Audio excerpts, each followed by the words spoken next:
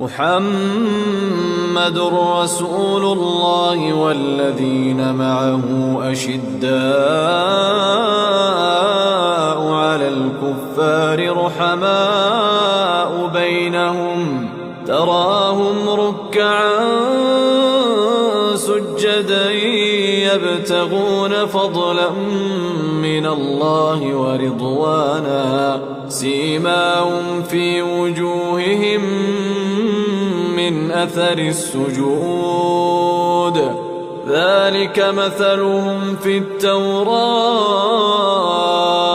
ومثلهم في الإنجيل كزرع أخرج شطأه فآزره فاستغلظ فاستوى على سوقه يعجب الزراع ليغيظ بهم الكفار وعد الله الذين آمنوا وعملوا الصالحات منهم مغفرة